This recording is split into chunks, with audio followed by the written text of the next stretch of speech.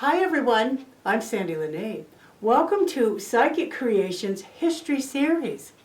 We have a very interesting show for you today as we are going to be learning about Civil War reenactors. How exciting to hear about this type of portrayal and the services that they provide. Please welcome to Psychic Creations History Series the awesome DebiLynn Smith. Yay! Thank you, Sandy, for inviting me again. Again. Oh, I love times. She's my go-to gal. I love having her on all my shows. Well, now on a different avenue, what other undertakings does a reenactor handle? Reenactor or the group, like the club group? Well, both. Both. Okay, reenactors, there's one of the things that we do for our club, because we are a 501c3, is part of our requirements for that, is educational outreach. So what we do, there's a group of us for our club that go out and we go into the schools.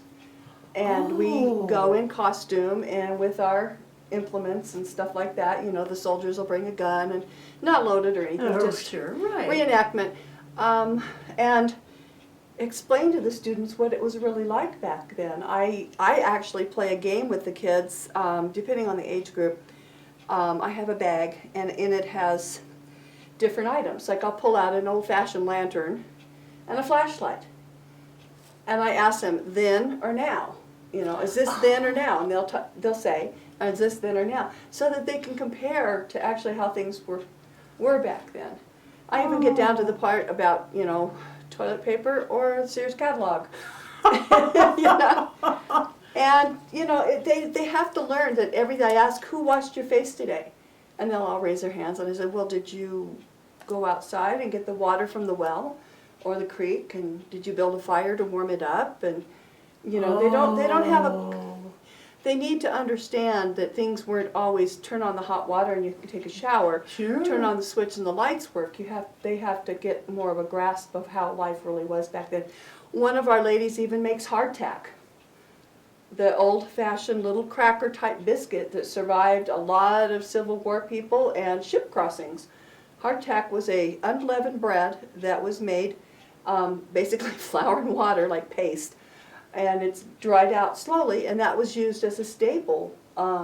You could soak it up in beans, you could soak it up in whatever stew you had around, but that was a staple commodity that kept in a pack for days, years, months, centuries. So, really? Yeah. And she'll bring in samples of those, and the kids can try that as long as they don't have a gluten allergy. Yeah, they can try that. Isn't that But we do go out. We do homeschool events where we'll meet at a park and talk to homeschoolers about what we do. Sometimes we'll take full-fledged, like at Douglas High School, we go down and we actually bring the cannon and some horses, and the high schoolers get to see the whole get up and go of a battle and the things that happen in the camps behind the camp and ballers and stuff like that. It's pretty interesting. Oh, I want to go. I know, me too. It gives them a little bit more perspective, and it gets them into actually what they're learning besides just the, you know, the class syllabus and what the teacher's talking about every day. It gives them a chance to learn a little bit more in depth. And some of our members have their great-grandfathers, you know, war things, their commission papers, and their battle cockade, the little ribbon thing that they used to wear, or they have their gun or their stuff like that. So they have those set up in display boxes so people can see them, instead of just having them tucked away in the closet at home somewhere. They're out there where folks can enjoy them, just like a walking, living museum is what we are. Oh, that's a good point. I'm glad you said that. We're a mobile museum. We take our stuff with Sure. us. One of our ladies works on the traditional cot quilts, and those quilts are basically the width or so like that, and then about 6 or 7 feet tall. And those were the ones that were issued to the soldiers, so that you'll see pictures of Civil War soldiers, and they have a rope slung across their back with a blanket rolled up in front of them. Well, that's their cot quilt. That was their sleeping bag of the day, and they'd at least have that. Over 250,000 of those quilts were made by the Northern northern women, and today there are about 3 or 4 on exhibition in museums. They did not survive. Sure.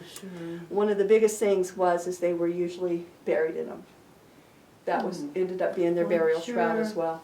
So yeah, it's kind of a sad thing, but or they, you know, blood or something got all over them, or dirt and filth, and they didn't survive. So, but she's busy always working on one so that people can see, you know, how it was done. She sets up a frame and sits there and quilts the whole time, so people get an idea what actually went into making a blanket.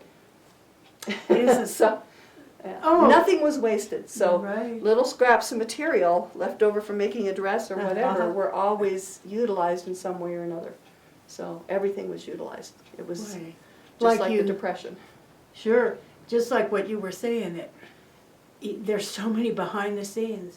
There is. We all learn in textbooks, oh, it was a battle and people got killed. Yeah, but dates and names and you know, that was and how many, you know, what happened, but you don't understand the semantics and the logistics that went along behind getting that war. They thought it was going to last maybe a couple months. They were not prepared. We're not prepared for the years that the battle toiled on. So it's pretty Goodness sad. sake, yeah, that was.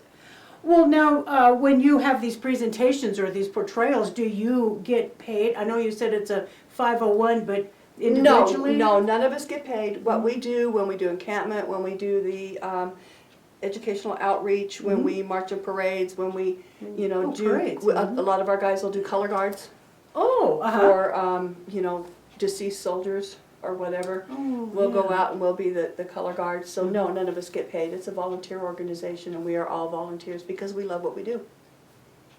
Well, you sure love what you're doing. Just look at your aura around you. It's such passion and love. I really do love it. I really do. Well, now, let me see. What is the name of the group that you're part of? The group that I'm currently with is Nevada Civil War Volunteers. They are based here in Carson City. And like I said, we are a 501c3, so we are out there. We do take donations. Oh, okay. Yeah, because to blow off those big cannons, it takes several pounds of gunpowder, and it's not cheap. So we raise our dues for our insurance, and then we have fundraiser functions. Encampment, we have jars around, you know, keep history alive, and people will donate, and a lot of us in camp even have stuff that we sell that are period correct items. I do a little doll made out of handkerchief that was called a church doll, or you know, something like that, and then we make those on our own, and then we donate what we make. People will purchase those as a donation, and then we give that back to the group as well. So well, that's nice. They can get a little souvenir from Right, exactly. I make up little mess kits for the boys with a pan and a handkerchief and some old silverware, and they can go out and play Civil War encampment themselves. Oh my gosh! And we even have a little basket that I put together that's it's called Adopt a Soldier, and it talks about the 270,000 people that, you know, were killed, and they're little Confederate plastic soldiers as opposed to Green Army men. They're actually little blue and gray soldiers, and they can donate and get a soldier to take home and play with, or put on their table to remind them to send up prayers for the fallen then and now. It's kind of a reminder to put on their dining table when they're gathering to think about the soldiers that have passed. I have goosebumps. Or are still out there fighting for us. So that's a treasure. it is. It's a little something they can remember it, you know, and it kind of reminds them what it took to get to where we are today with our freedoms and what we enjoy today as Americans. That's very, very true. Well, now in your group, do you take new members? Oh, absolutely. We're always open to new members. That's one of the reasons we do a lot of outreach too. We'll go and march in parades and, you know, sit at events with a booth and, you know, recruit as we call it. We really love it when we have families. We have several families in our group.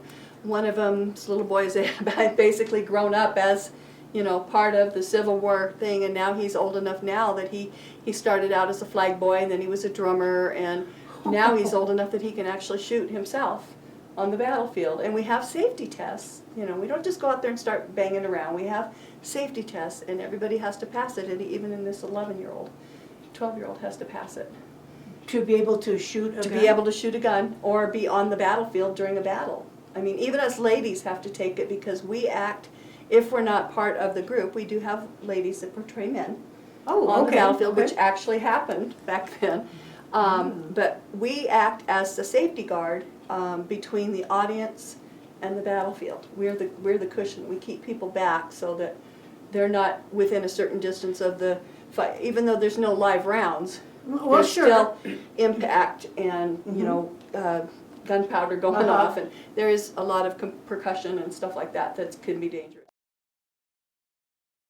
And you took that test yes, as well? I take it every year. Everybody does. Oh, every year? Every year we have to take it. We have a group that's known as PAC War. It's Pacific Area Civil War Reenactors. It's a general group of all the local clubs in Northern California and Nevada, and they kind of govern over all of the groups in a sense that they create the test every year. So that, and everybody that's in a Civil War group, in a registered group, has to take that test, because when I go to an event, or one of our other team members and club members goes to an event, they get a card. We all get a card, a membership card, and we can take that to any event here, Northern California, Southern Nevada, Southern California, and say, okay, I'm a member of Nevada Civil War Volunteers, and then that tells that group that we have passed the test and we are safety certified. It shows that host group, as it were. Like, we have people come to us for our events, and we check their cards to make sure that they are current on their safety test, because we don't want somebody out on the field that doesn't know the safety rules, because it's a liability to not only to the club but the public. We really want to make sure that everybody's safe. I went to a encampment over in Northern California, well, Central California sort of, but on the coast, and I had my card, so that told them over there that I was safe to be on and around the firearms, the horses, the open fires, all of that kind of stuff that goes on in an encampment. That's very, very interesting. And it's very necessary. And necessary. Yes. Is there like an oral test, or is it? You can have it done orally. You can take it online. It's a written test. And it talks about how far do you have to be from, the cannon fire, and how fast can a horse go through camp, and how far does a canvas tent or a tent or anything be away from open flame. It covers a wide variety of all the safety issues that could come up in an encampment.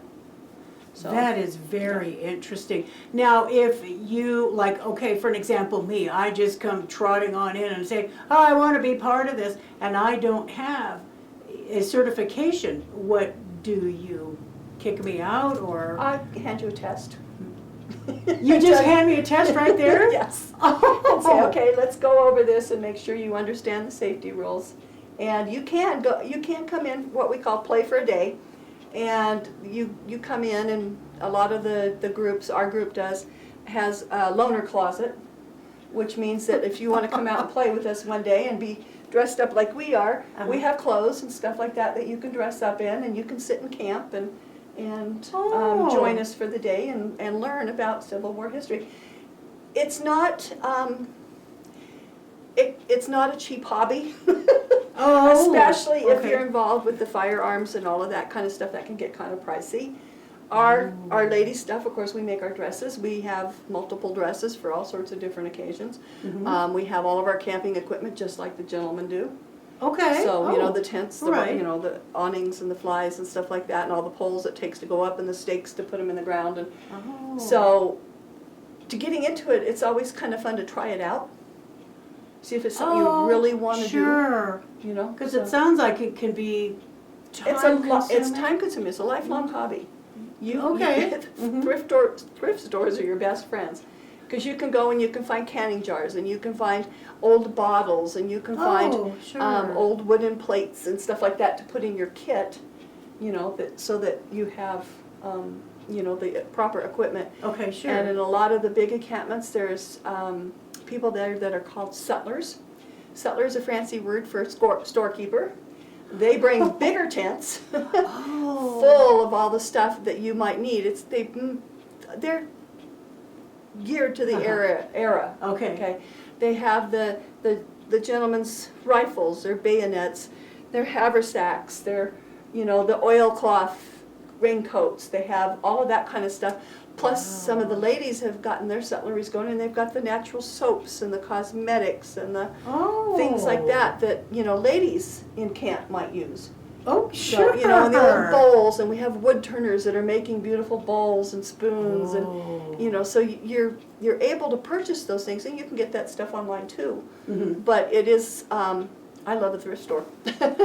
I get a lot of stuff in my thrift store, a lot little old-fashioned tables, stuff like that, you know, that you can use as part of your camp, so to speak. So. Well, I wanted to ask you, how long does it take for you to put up your tent? It's not like the tents that you can go to Walmart and buy. Right, that are already strung, you just throw it out, poof, it's a tent. Right. No, it'll take me probably, I can pretty much do it myself. Even with those heavy poles? Yes. And the canvas tent? They're heavy, but there's a way you can do it. You lay it down and then you bring it up, and it'll, sometimes I get somebody to help with the back pole and then we bring it up. But it'll probably take me about 30-40 minutes to put the tent up. I've done it enough times now, I know. But we have a system, sure. Yes, we have a system, and then the fly, it'll take a couple of extra people because it never fails, because we're in Nevada, it's always windy. Oh, true.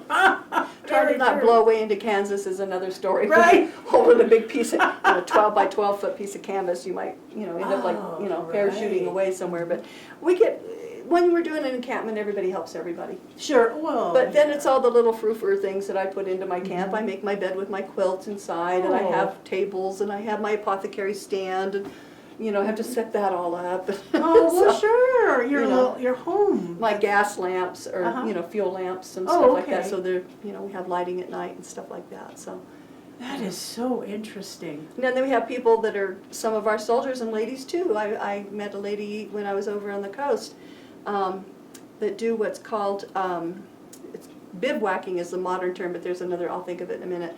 But campaign, and they just go out, throw up a lean-to, and sleep in a bedroll, and that's it. It's what they can carry on their back. Oh, really? Yeah, so there was a lot of those people there. Like I said, I had a little gal that I'd met there that was actually doing that in a dress with a corset. And, she didn't have the hoop skirt on, but she had the dress and the corset, and she would set up her lean-to, and that's how she would camp. She had her little cook pot and make her dinner, and they literally like they said, they'd live the history.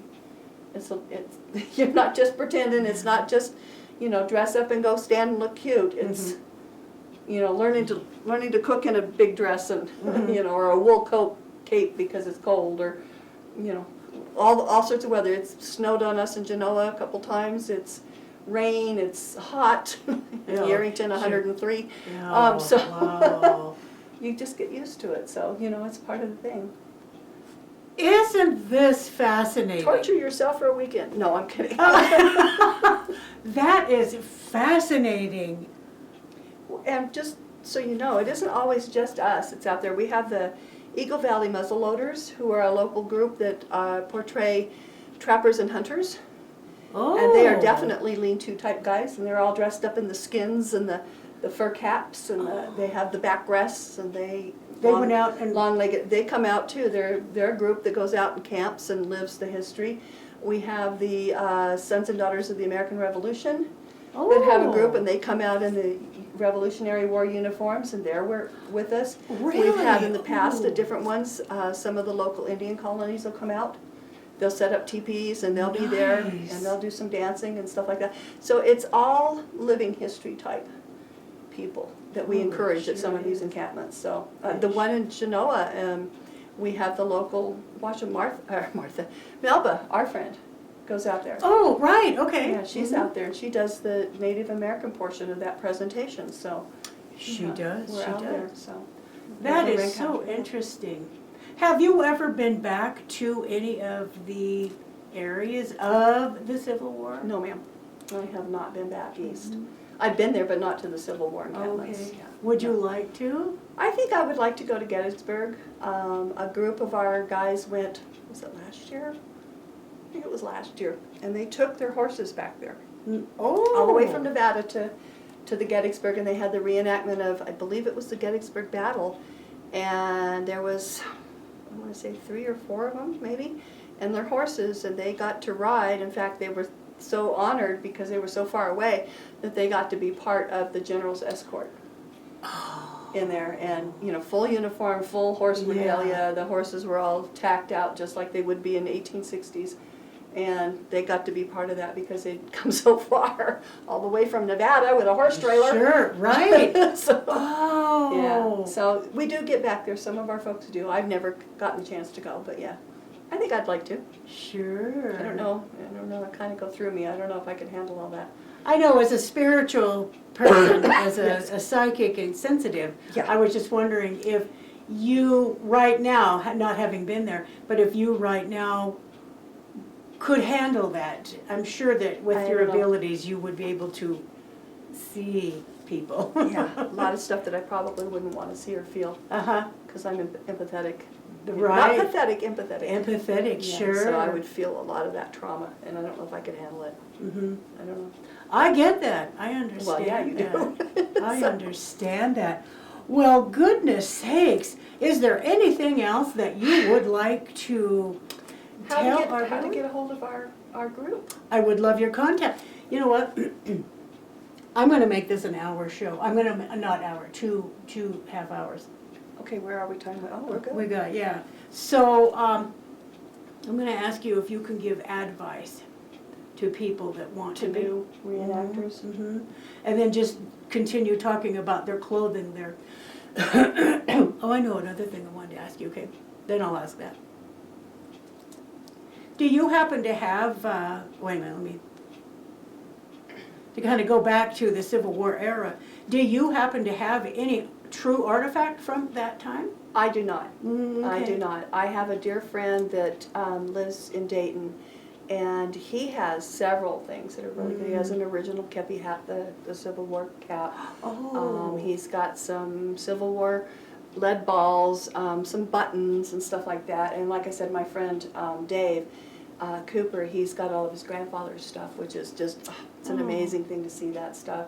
And, that it's there. And his grandfather's commission when he was, part of the Union Army and stuff. It's pretty neat to see those documents. Oh, that would Yeah, be. it really is interesting to see that, and people just go, "Wow, you've really got that." And, yeah, this is my great grandfather or great great grandfather. Yeah, For sure. So yeah, it's kind of neat. It really is. Oh, how fun. Well, maybe one day you'll be able to get a true artifact. I might. Yeah.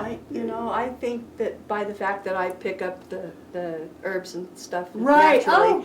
that's pretty much the same artifacts that were there, just That's a little right. new growth. That's right. That's a good point. That's a very good So point. I don't have the bits and bobs and the buttons and stuff. I do have some older buttons and stuff like that are, but I never have enough to put them on a dress. Oh, So sure. we make something that's called, ladies make something that's called a button bracelet, which is kind of interesting. They did have elastic back then, and it's a piece of elastic, and they would sew odd buttons to it to make like a piece of jewelry. And it was almost like a friendship bracelet, so when you were sewing with which you did a lot, when you were sewing with your friends and having tea in your parlor or in your tent, wherever you happen to be, if you had an odd button, you'd trade it with a friend. And then that would build your button bracelet, and that would be a pride and joy. I'd say, oh, my friend Susie gave me this, or my friend Yvonne gave me that, or, oh, that's one that Becca gave me, or, oh, that's one that Paulette, it was on that beautiful red dress she had, kind of a memory bracelet. Well, yeah, sure. It's really fun. So that's kind of I have a couple of very old ones on there. Oh. Civil War, I'm not sure. I know they were my great-grandmothers, but not sure if they were they're close. They're close. They're close. So. Well, now as we wrap up this second interview with you being a Civil War reenactor, do you happen to have any advice for someone that's interested in becoming a member? Yes. Just know that you don't have to know everything. You don't have to have the whole Civil War history memorized in your head. Know that it is a family-friendly hobby, and guaranteed that if you get your children involved in Civil War, they won't have money for drugs, because they'll be busy looking for new, haversacks and bayonets and stuff for their rifles, or new skirts and new teapots and stuff to have for their Civil War reenacting. Like I said, our group does have a loaner's closet so that you can come out and try it. Contact a friend that does it. Maybe they can, help you get started. Contact our group. We have a lot of people there that are anxious and willing to help new members.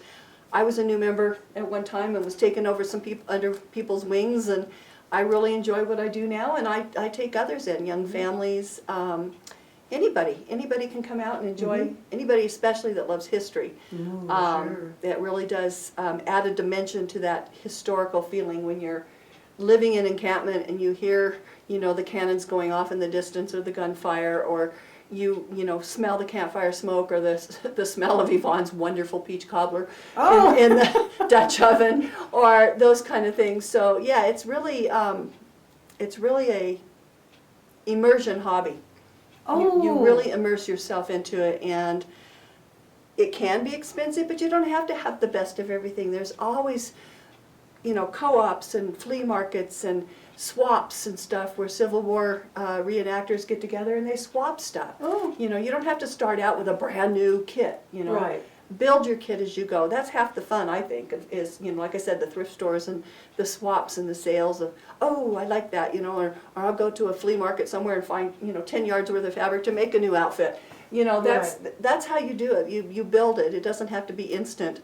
But there are online stores, and there are at the local reenactment sutlers that do provide the costuming and the uniform pieces and parts. So you can get it, but just have a love for history. That's the biggest thing, I think. Nice. Well, DebiLynn, this was fabulous. Can you give our viewers your contact information? I can. I'll give you Nevada Civil War's contact information. We're on Facebook at Nevada Civil War. We're also available on nevadacivilwar.org. That is our website. You can go in there for the application for the upcoming events. Leave a message, they'll get back to you, and you can also email us at info@nevadacivilwar.org. Personally, if you need to get a hold of me and you want to find out what I do and how I do all this, Oracle Runes, it's ORACLERUNES @gmail.com. Nice, nice. Do you have a Facebook page for any of these? The Nevada Civil War does, yes. Okay. Awesome. Nevada Civil War. You can go onto my Facebook page, which is DebiLynn Chautauqua. So I'm a Chautauqua performer too, so that they can go in there and get information too. Very, very nice. Well, DebiLynn Smith, thank you so much for bringing to, well, me and to our viewers this wonderful, and fascinating and interesting, passionate, wonderful, oh my gosh, I don't even know what to call it. Just thank you so much for presenting all that you know, all of your wonderful information to our viewers for this show. Thank you. Happy to share, and it's always my pleasure, Sandy. I Thank you for love inviting me again. Again, like I said, she's my go-to gal. Now, if you would like to be a guest on a Psychic Creations History Series, you can contact me at my website, which is www.sandypsychicstones.com. And please remember that history created who we are today. Yes, absolutely. Thank you.